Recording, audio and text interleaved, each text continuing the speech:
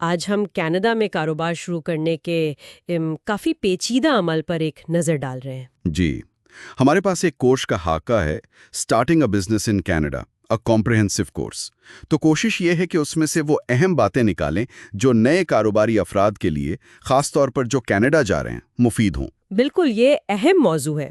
Canada کا ماحول دیکھیں موقع تو دیتا ہے، لیکن اس کی اپنی کچھ منفرد شرائط اور ضابطے ہیں۔ صحیح، اور یہ کورس کئی ایسے پہلوؤں کو دیکھتا ہے جن پر اکثر لوگ دھیان نہیں دیتے۔ اچھا، تو آئیے دیکھتے ہیں کہ کورس کیا کہتا ہے۔ سب سے پہلے تیاری اور کاروباری ڈھانچے کی بات ہے۔ جی، کورس کے شروع میں ماڈیول 1-2 یہ خود شناسی پر زور دیتا ہے، مطلب کیا آپ واقعی تیار ہیں اس سفر کے لیے؟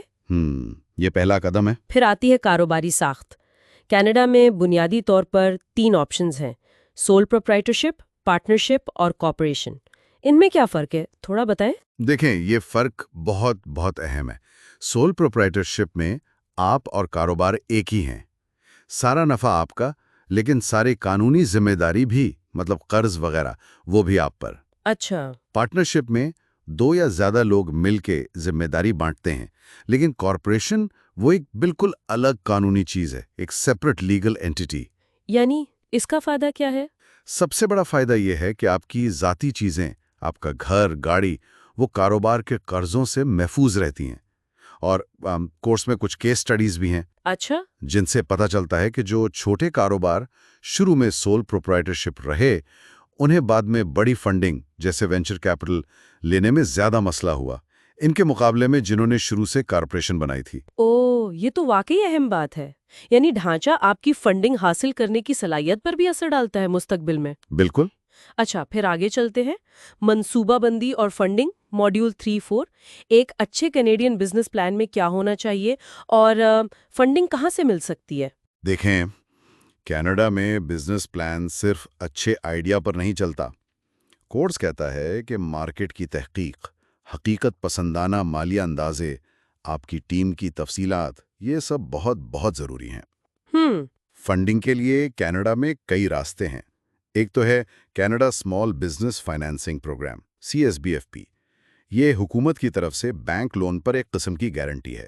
اچھا، یہ مددگار ہو سکتا ہے۔ جی، اس کے علاوہ سرکاری گرانٹس ہیں، اینجل انویسٹرز ہیں جو بالکل شروع میں پیسہ لگاتے ہیں، وینچر کیپٹل والے ہیں جو بڑے ترقی کرنے والے کاروباروں میں سرمایہ کاری کرتے ہیں، اور کراؤڈ فنڈنگ بھی ہے۔ تو مطلب کافی آپشنز ہیں، لیکن لگتا ہے ان سب کے لیے ایک مضبوط بزنس پلان تو چاہیے ہی ہوگا۔ یقیناً، وہ بنیاد ہے۔ اب آتے ہیں قانونی چیزوں اور روزمرہ کے کاموں پر۔ ماڈیول 5, 6, 8 سے 10۔ بزنس رجسٹریشن، لائسنس، اپنی انٹلیکچوئل پراپرٹی کی حفاظت، صحیح جگہ چننا، مارکیٹنگ، ملازم رکھنا، یہ سب کتنا اہم ہے؟ یہ چیزیں انتہائی اہم ہیں، اور اکثر نئے لوگ ان کی پیچیدگی کو کم سمجھتے ہیں۔